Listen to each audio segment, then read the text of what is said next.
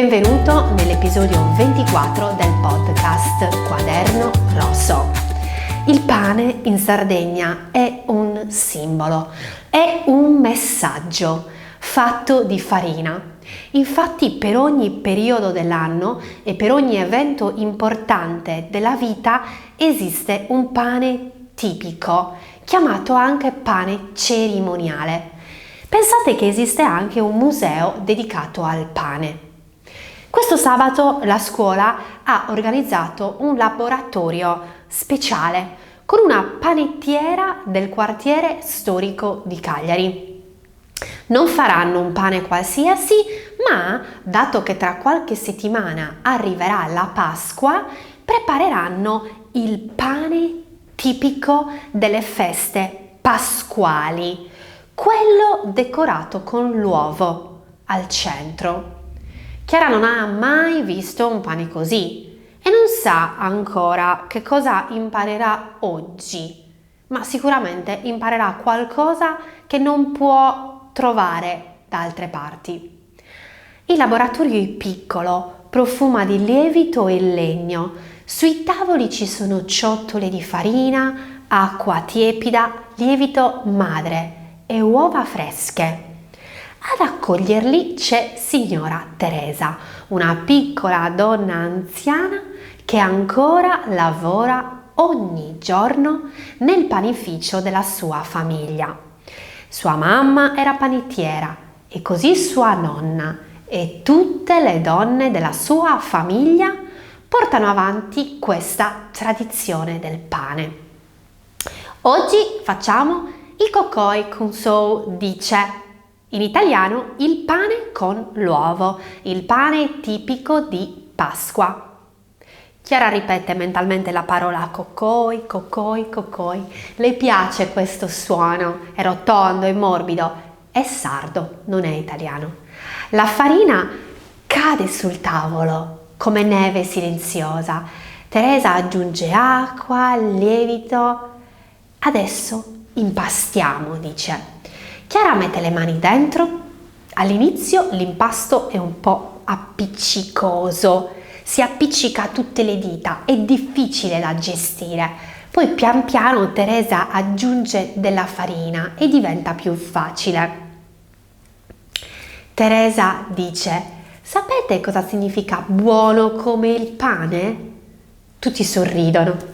È un modo di dire italiano. Continua a spiegare Teresa. Quando una persona è molto buona, gentile, si dice che è buona come il pane. Chiara pensa a quante volte ha sentito quella frase senza capirla davvero. Oggi finalmente l'ha capita. Dopo l'impasto arriva la parte più delicata, la decorazione di questo pane. Con piccoli coltelli Teresa incide la superficie del pane, creando fiori, foglie e altri simboli.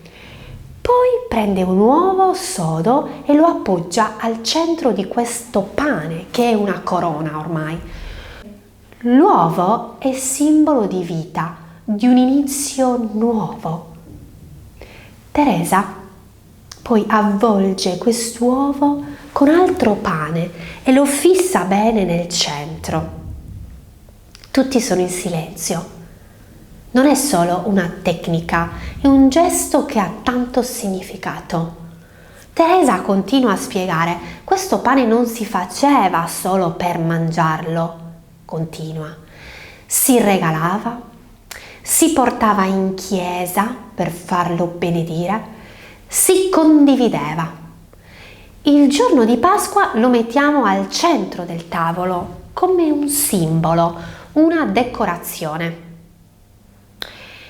Chiara sente qualcosa di familiare in quell'idea, forse l'ha già visto qualche volta fare a casa sua in altro modo. Comunque, ora il pane riposa coperto da un panno e dopo Teresa infila tutti i pani al forno. Il profumo del pane si diffonde nella stanza, caldo, dolce, un po' tostato, quando finalmente escono dal forno dorati, con questo uovo perfetto, gli studenti fanno un applauso spontaneo, sono felici. Chiara guarda il suo pane, è imperfetto, un po' storto, ma è qualcosa di suo, fatto con le sue mani e il suo impegno. Per la prima volta ha fatto il pane. Oggi Chiara ha imparato parole che sanno di tradizione. Impastare, mescolare farina e acqua con le mani. Lievito, ciò che fa crescere il pane. Forno, dove il pane diventa croccante. Decorare, abbellire con cura. Simbolo, qualcosa che rappresenta un significato più profondo. E poi ha imparato il modo di dire buono come il pane, che si usa per descrivere una persona molto gentile, semplice, generosa e affidabile. Per esempio, Maria è buona come il pane. Non significa che è fatta di farina e lievito che possiamo mangiarla, ma che ha un cuore semplice. È vero. Piccola osservazione sulla grammatica. In italiano spesso usiamo come per fare paragoni semplici. Quindi dolce come il miele, caldo come il sole, buono come il pane. Arriva la sera e come sempre Chiara si riposa nel suo monolocale, appoggia il suo pane nel tavolo, lo guarda e si sente orgogliosa di quello che ha fatto. Apre il suo quaderno rosso e scrive: oggi ho fatto un pane che non è solo cibo, ma è anche bello da guardare. Nel laboratorio di pane Chiara ha capito che le tradizioni non sono solo ricette con ingredienti e numeri, sono simboli, gesti, memoria condivisa di donne, di persone. Nel prossimo episodio una nuova esperienza la porterà a scoprire un'altra storia nascosta nella quotidianità sarda. E tu, ricorda, le parole migliori si impastano piano e crescono lentamente. Un saluto e a presto da Carla.